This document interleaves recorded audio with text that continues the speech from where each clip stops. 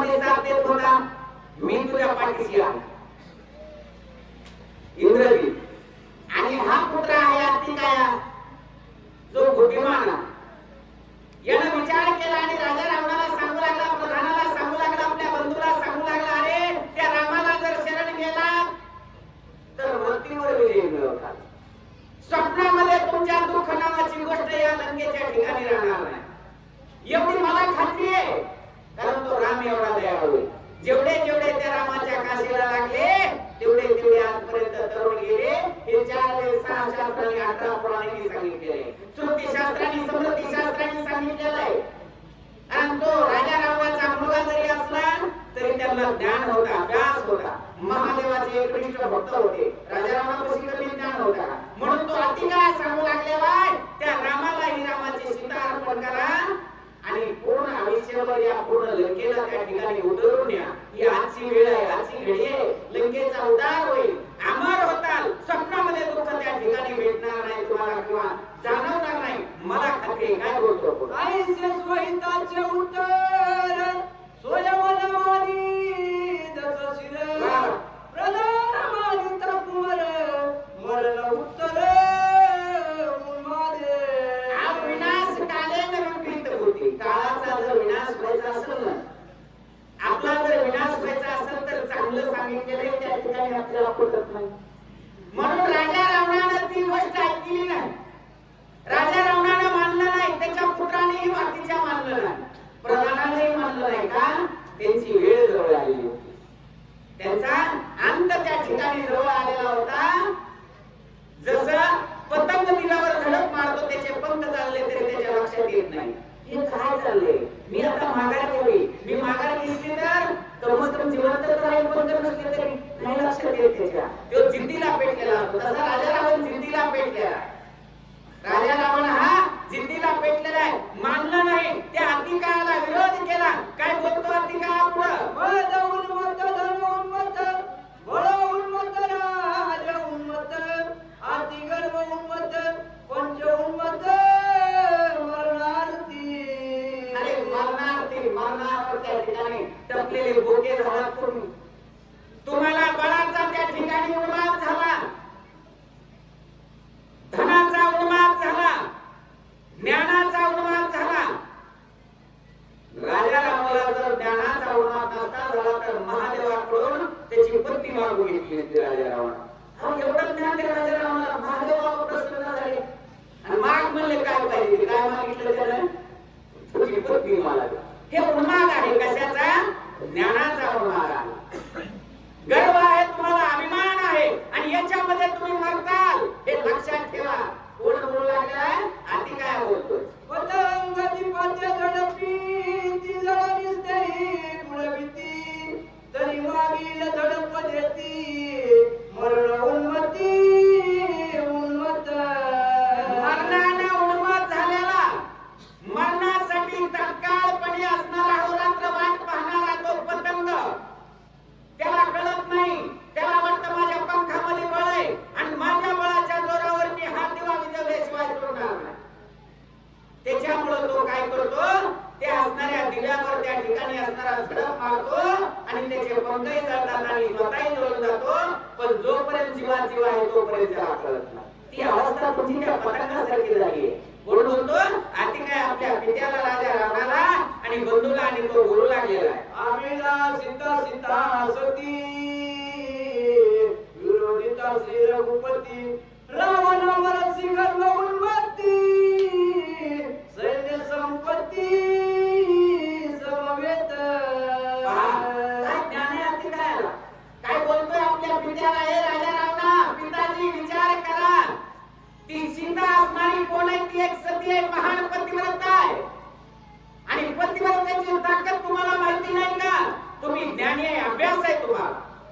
तुम्हाला माहिती आहे ती महान पतिव्रता आहे. तिचा जर अभिलाष झाला आणि तिचा तो पती असणारा परमेश्वर परब्रह्म प्रभुरामचंद्र या विश्वाचा पिता आहे, त्याला जर विरोध केला तर नक्की मेल्याशिवाय राहणार नाही. मग तुम्हाला मरायचे का जिवंत राहायचे हा विचार करा.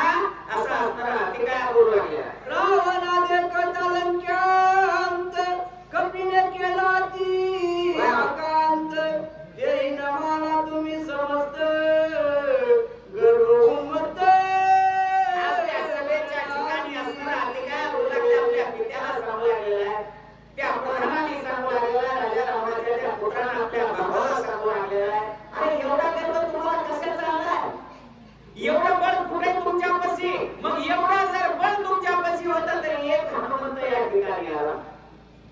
एकच बंदर या ठिकाणी आलं ना, मग त्यावेळेस तुमचं बळ कुठे गेलं? त्या वानराने राजा रावणाला सांगितलं, राजा रावणा काय खरेदी केली तुमची? अरे गाडीची राजा सर्व लंकेचं दहन केलं, गाव जाळून गेला. एकला एक आला, गाव जाळून गेला. त्यावेळेस तुमचं बळ कुठे गेलं होतं? त्यावेळेस तुम्ही काय झोपीमध्ये होतात का? मग का बळ तुमचं दाखवलं नाही? तुमचा गर्व त्या ठिकाणी का दाखवलं नाही? आणि आता म्हणतात की मी मारेल, भावना करेल, विस्तार करेल. आणि हे वानर आलं तर ही अवस्था करून गेले. त्या रामाबरोबर असंख्य वानर आलेले आहेत ना. त्यावेळेस राम नव्हता, त्या हनुमंताबरोबर एकला हनुमंत होता ना, एकलेला तुम्ही आणू शकला नाही, तर त्या रामाबरोबर येणाऱ्या असंख्य वानराच्या वीराने हनुमंत आलेला ना, त्या सर्वांबरोबर खेळण्याची तुमची ताकद आहे का? तुमचं बळ आहे का? तुम्हाला त्याचा गर्व झाला नाही. तुमच्या डोळ्यावर झापणी पडलेली मृत्यूची, आणि तुम्ही मरणाला त्या ठिकाणी असताना कवटाळू लागलेला. ही गोष्ट लक्षात ठेवा. आधी काय बोलू लागलेला? वीर सांडोनी बोलिलो कठीणे, या लागी माझे लोटावलं. जेव्हा करावे संपूर्ण बाळ भाषण हे माझे. पुन्हा हात जोडले. आधी काय विनंती केली, हात जोडले, साष्टांग दंडवत घातला. मी लहान मोठी त्यात लहान मोठी मोठा का मी भीड सोडली, कठीण शब्द बोललो. माझा अधिकार नाही. तुम्ही पिता आहेत माझे, हे प्रधान मोठमोठे माझे मोठे बंधू आहेत, आणि तुमच्या समोर ज्ञान सांगणं हे मला अधिकार नाही. पण राहुल काय झालं? मला राहुल नाही, म्हणून मी एक चार हिताच्या गोष्टी सांगितल्या. जर माझं चुकलं असलं तर मला माफ करा. कोण बोलतोय? आते काय बोलू लागलेला आहे? माफ करा मला. काय बोलतोय? स्वहित ऐक दशानन, आती काय असे आले तुझे. अश्रुपूर्ण झाले नयन, धरुणी मौन राहिला. सोहित न ऐके दशानन. सोहित राजा रामाला सांगितलं. कोणी? आती काय ना त्या ठिकाणी असताना सांगितलं, स्वतःच हेच सांगितलं. पण राजा रावण ऐकना. पण ज्यावेळेस राजा रावण ऐकणार त्यावेळेस आती कायची काय अवस्था झाली? आती कायाला त्या ठिकाणी त्याचं हृदय भरून आलेले, अंतःकरण भरून आलेले, त्याला दिसू लागलेले समोर या कुळाचा नाश होणार आहे. आजच्या उद्या सर्व लंकेमध्ये दिवा लावायला सुद्धा कोणी त्या ठिकाणी राहणार नाही. सर्व वंश पूर्णपणे नाही झालेल्याशिवाय राहणार नाही, आणि यांच्या बरोबर मला सुद्धा मरावं लागणार. पण विलास नाही. या कुळामध्ये जन्म घेतलाय ना, ते माझ्या प्रारब्धामध्ये आलंय ना, मला गपचीप व्हावं लागलं. मी बाहेर काढण्याचा प्रयत्न केला, माझ्या पित्याला सांगितलं, बंधूला सांगितलं, पण माझं कुणी ऐकत नाही. आता यांच्या पाठीमागे लिहिल्याशिवाय मला पर्याय नाही. त्याच्यामुळे तो शांत राहिला. डोळ्याला दोन झाडा लागली. अतिकायच्या मुखावर शब्द निघाला. स्तब्ध असा असणारा त्या ठिकाणी लहान तोड केलेला आहे, आणि अतिकाय समोर उभा राहिलेला आहे. काय होतंय पुढे?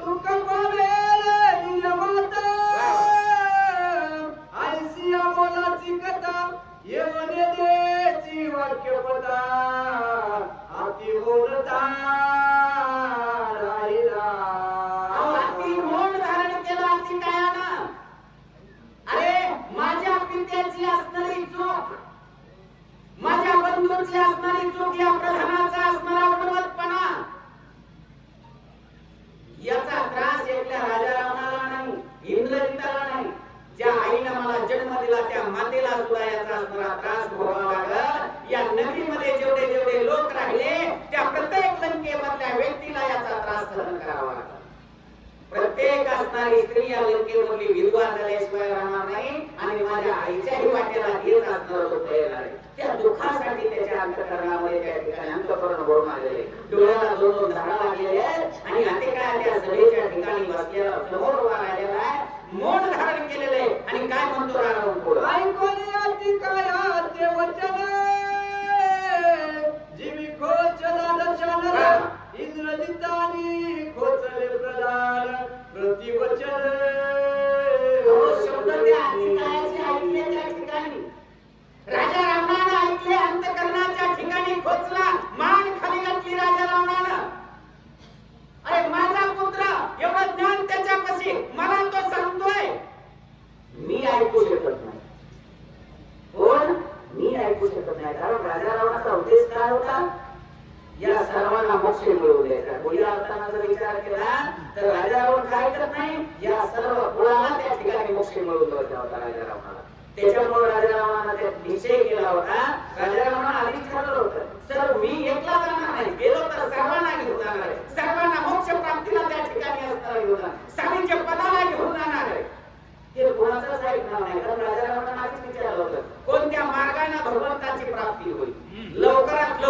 कोणत्या मार्गाने भगवंताची प्राप्ती होईल. मग त्या ठिकाणी भक्ती जर केली तर भक्ती भावाने जर प्राप्ती करायची असली तर हजारो वर्ष तपश्चर्या करावी लागते. एवढं कोण बसले विरोध भक्ती जर केली तर नारदाला विचारलं लवकरात लवकर देव कसा आहे म्हणजे त्या ठिकाणी असणार महामारी केली, चोरी केली, मारी केली, पत्नीचं हाल केलं, देव त्याला त्या ठिकाणी मारण्यासाठी तात्काळ येतो. म्हणजे लोकांची करण्यापेक्षा रामाची पत्नी करतो. त्याचा मेन उद्देश हा होता.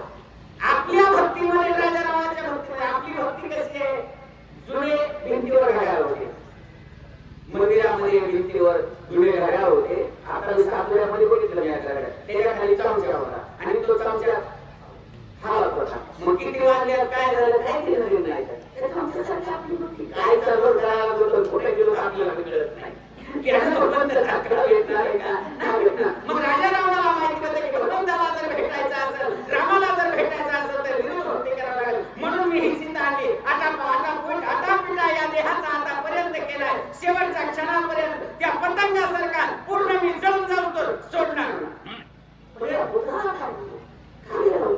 मान खाली घातली. इंद्रजितानं मान खाली घातली, प्रधानाने मान खाली घातली. आणि आपल्यापेक्षा बारीक काय सत्य बोलतोय, सत्य विकतय कुठं बोलतय सत्य पण आपल्यापेक्षा माने म्हणून माना खाली घातल्या आणि काय बोलू लागले. एका जनार्दना चरणे श्रोते भक्ते पडले मन, सुंदर कांड झाले संपूर्ण श्री जनार्दन निज कृपा. त्या ठिकाणी असणाऱ्या गुरुची कृपा झाली, जनार्दन स्वामीची कृपा झाली. आणि श्रोते आणि वक्त्यांना काय पडलं, श्रोत्यांना मोड पडलं. कशाचं मोड पडलं. अरे एवढा मोठा अधिकार राजा रामाला इतकं सांगितलं, तो रडायला लागला. राजा रामाला मान खाली घातली. अरे एवढं असणारं मुलाला सांगितलं तर बापानं ऐकून आहे का, बापानं सांगितलं तर मुलानं ऐकून आहे. म्हणून श्रोत्यांना मोड पडलं. म्हणजे त्या आपल्याला बोला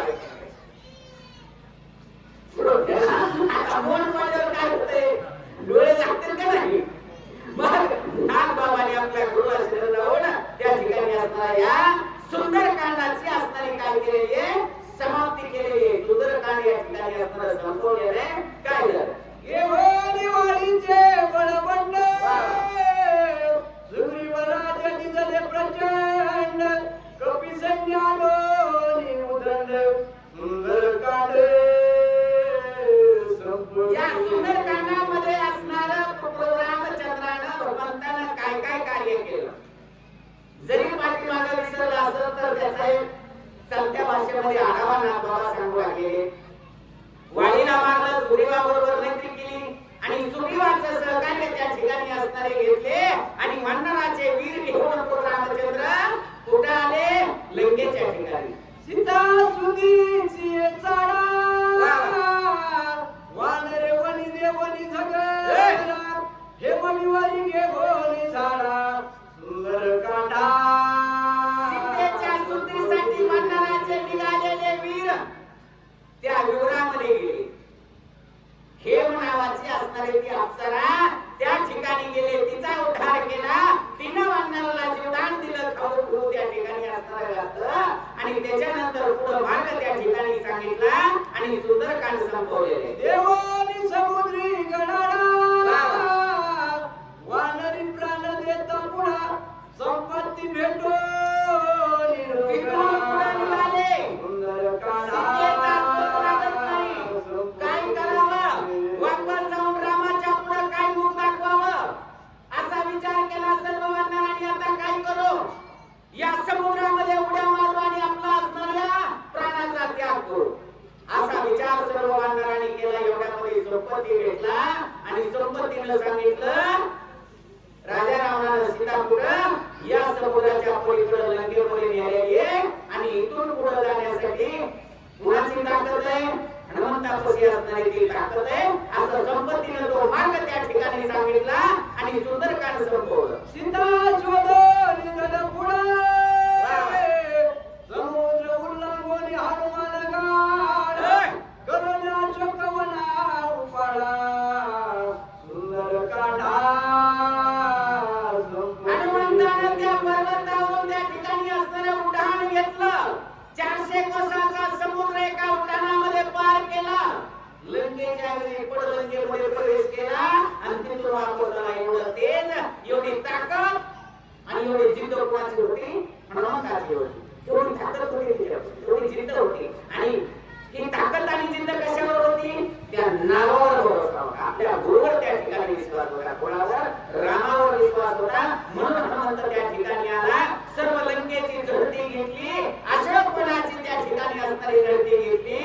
सीतेचा शोध केला आणि अशोक वनाचा त्या ठिकाणी असणारा उपाडा केला, वनाचा विध्वंस केला आणि युद्धाला सुरुवात किंवा भांडणाला कळ त्या ठिकाणी कोणी लावले? हनुमंताने लावले आणि सुंदरकांड संपवले. विषकर निवन उपाडा वनी राक्षस करो निरगडा इंद्रजित गांधो निगाडा सुंदर काढा संपविले. वीस घेतली हनुमंतानं. सीतेचा शोध झाला, वापस जाणार हनुमंत एवढ्यामध्ये सीतामाईला विनंती केली. आल्यापासून काहीच खाल्लं नाही. स्वयंपाक तयारीवर काही काम लागेल ते खाऊन आपला हातात तरी आता मध्ये स्वयंपाक तयारी किती वेळ लागेल मला आधीच परिसर स्वयंपाक तयारी केलं काही घालायची गरज नाही. हनुमंतानं सांगितलं माते माझा प्राण गेल्याशिवाय राहणार नाही. समुद्रामध्ये जर पडलं तर मासे मधी मला खाऊन टाकतील. मग राम बी गेला आणि सीता बी गेला. सीतेला सांगितलं हातामध्ये काम करणे. हनुमंतानं सांगितलं ते सोडून पिढे किती बी बोलायचं असलं किंवा भावनाचं तरी आम्हाला काय करायचं ते अन्नाचं आम्ही सेवनच करत नाही. मग सीतेला शपथ घातली रामाची आणि काय कर बाबा पडलेली फळं खा. त्यावेळेस हनुमंताने आपल्या शेपटीला आदेश दिला आणि सगळं वन त्या ठिकाणी असताना झाडून आणून टाका. त्या शेपटीनं झाड उठायचं भावायचं हनुमंता फळं खायचं. मग ते फळं खायला सुरुवात केली. मग त्या ठिकाणी 14,000 त्या ठिकाणी गंधर्व होते. 14,000 राक्षस होते म्हणला.